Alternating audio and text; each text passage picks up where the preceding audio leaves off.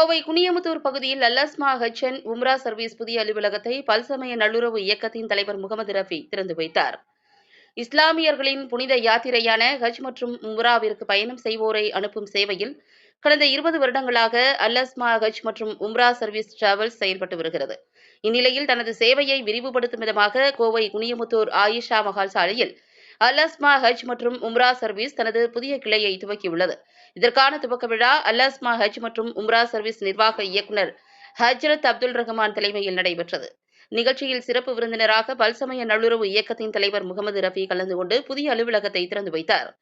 இந்நிகழ்ச்சியில் அனைத்து ஜமாத் கூட்டமைப்பு பொதுச் செயலாளர் எம்ஐ முகமது அலி, மாமன்ற உறுப்பினர் அகமது கபீர், அனைத்து ஜமாத் கூட்டமைப்பு ஒருங்கிணைப்பாளர் சுல்தான் அமீர், எஸ்டிபிஐ மாநில செயலாளர் ராஜா உசேன், சாலம் பாஷா, பல்சமய நல்லுறவு இயக்கத்தின் மாநில இணை ஒருங்கிணைப்பாளர் அபுதாகிர், மாவட்ட ஒருங்கிணைப்பாளர் வழக்கறிஞர் முகமது இஸ்மாயில், தகவல் தொழில்நுட்ப அணி KU அபுதாகிர், மாவட்ட துணை செயலாளர் மெட்டல் சலீம், திருப்பூர் மாவட்ட தலைவர் ஷாஜகான் உட்பட பலர் கலந்து கொண்டனர். ஹாஜி எம்ஐ முகமது அலி, கோவை மாவட்ட அனைத்து ஜமாத் பொதுச் செயலாளர். இன்றைக்கு இந்த எங்களது நண்பரும் மார்க் அறிஞருமான அப்துல் ரஹ்மான் ஹஜ்ரத் அவர்கள் தங்களுடைய அல்லஸ்மா ஹஜ் அண்ட் உம்ரா சர்வீஸுடைய அலுவலகத்தை திறந்து வைப்பதற்காக அழைத்தார்கள்.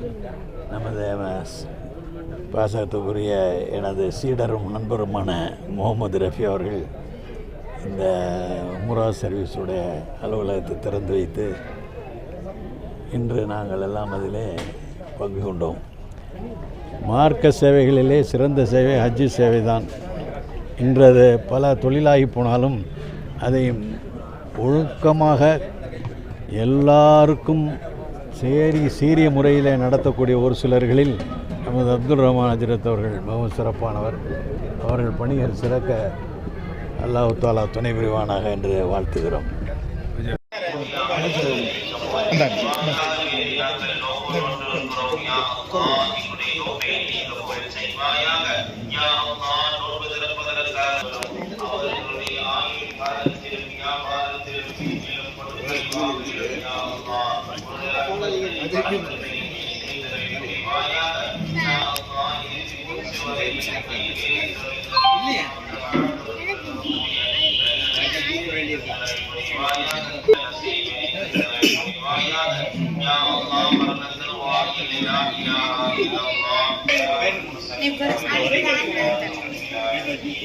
Bismillahirrahmanirrahim.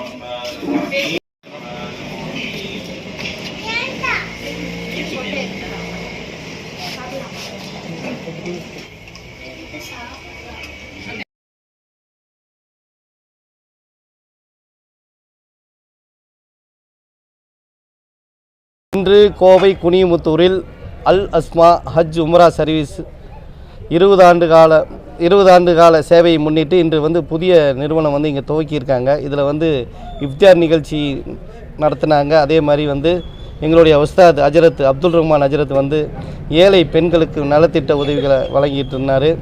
மிக சிறப்பாக ஒரு நல்ல இன்றைய நாளில் மிக சிறப்பாக ஒரு இஃப்தார் நிகழ்ச்சி நடந்தது. நலத்திட்ட உதவிகளும் மக்களுக்கு கொடுத்தாரு. இந்த நிகழ்ச்சிக்காக நானும் இங்கே வந்திருக்கேன். இவர் ஹஜ்ஜு இவர் ஹஜ்ஜுக்கு கூட்டிகிட்டு போகிறாரு. இவரோட சேவை கிட்டத்தட்ட ஒரு 20 ஆண்டு காலமாக பண்ணியிருக்காரு.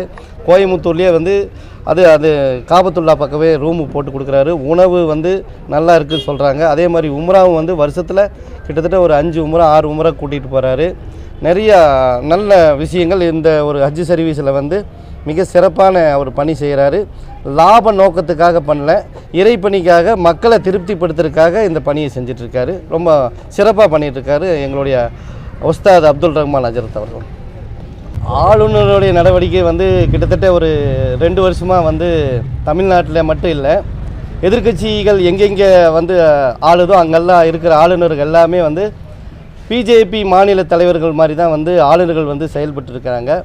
நேற்றையும் கூட உச்சநீதிமன்றம் கடும் கண்டனத்தை தெரிவிச்சிருக்குது. மக்களால் தேர்ந்தெடுக்கப்பட்ட அரசுக்கு எதிராக ஆளுநர் செஞ்சுருக்காங்கன்னு சொல்லிட்டு அதை 24 மணி நேரம் அவங்களுக்கு டைம் கொடுத்துருந்தாங்க. உடனே அவர் இன்றைக்கி உடனே பொன்முடி அவர்களை அமைச்சராக பதவியேற்க இன்றைக்கி வச்சுட்டார். இது வந்து இந்த நாட்டில் ஜனநாயகம் காக்கப்பட வேண்டும். இந்த ஆளுநர்கள்லாம் வந்து ஆளுநரவே வந்து இனிமேல் வந்து ஆளுநரவே அந்த ஒரு சட்டத்தையே வந்து ஆளுநர் இல்லாத ஒரு இந்தியாவை உருவாக்கணுங்கிறது தான் எங்களுடைய நோக்கம். ஆளுநர்கள் வந்து மக்களால் தேர்ந்தெடுக்கப்பட்ட ஆட்சிக்கு வந்து எதிராகவே இருக்கிறாங்க. எப்படின்னு கேட்டிங்கன்னா பிஜேபி இல்லாத மாநிலங்களில். அதனால் இப்போ ஆளுநர் இருக்கிறவரும் கூட இன்றைக்கி வந்து கடும் கண்டனத்துக்கு இந்த உச்சநீதிமன்றத்துக்கு கடும் கோபத்துக்குள்ளாக இருக்கார்.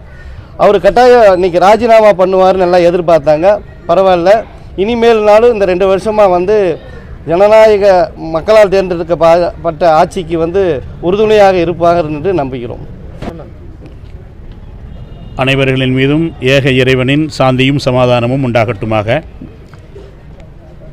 இந்த அல் அஸ்மா ஹஜ் அண்ட் உம்ரா சர்வீஸ் 2004ஆம் ஆண்டு துவக்கப்பட்டு இன்று 20 ஆண்டுகளை கடந்து பல்வேறு சேவைகளை ஹஜ்ஜு, உம்ரா, ஜியாரா போன்ற சேவைகளை நாங்கள் தொடர்ந்து செய்து வந்து கொண்டிருக்கிறோம்.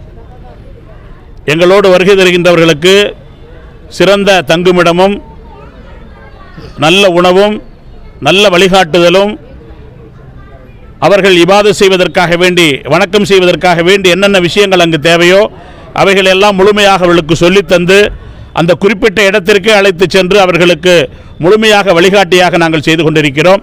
இறைவனுடைய மிக பெரும் கிருபை, எங்களுக்கு நல்ல வளர்ச்சியை இறைவன் தந்திருக்கிறான். நாங்கள் பொது சேவை என்ற அடிப்படையிலும் இதை நாங்கள் செய்து கொண்டிருக்கிறோம். மேலும் எங்களுடைய அலுவலகம் தற்போது ஆயிஷா மஹால் 123 அருகிலே நாங்கள் அமைத்திருக்கிறோம். பாலக்காடு மெயின் ரோட்டிலே ஆயிஷா மஹால் 123 அருகிலே நாங்கள் அமைத்திருக்கிறோம். எங்களுடைய சேவைகளுக்கு இறைவன் பொருந்து கொள்ள வேண்டும். இந்த நிகழ்ச்சிக்கு வருகை தந்த அத்தனை பேர்களையும், குறிப்பாக பல்சுவை நல்லூர் இயக்கத்துடைய தலைவர் அவர்களையும், அனைத்து ஜமாத் முகமது ஹாஜார் அவர்களையும், கூட்டமைப்பினுடைய ஒருங்கிணைப்பாளர் சுல்தான் அமீர் அவர்களையும், இங்கு வருகை தந்த மாமன்ற உறுப்பினர்கள் கபீர் அண்ணன் அவர்களையும் மற்றும் சாலம் பாஷா அவர்களையும், ராஜா ஹுசேன் அவர்களையும், இன்னும் யாரெல்லாம் நம்மால் அழைத்திருந்தோமோ அத்தனை பேர்களும் இங்கு வருகை தந்திருக்கிறார்கள். அத்தனை பேர்களுக்கும் மனமார்ந்த நன்றிகளையும் தெரிவித்துக் கொள்கிறோம்.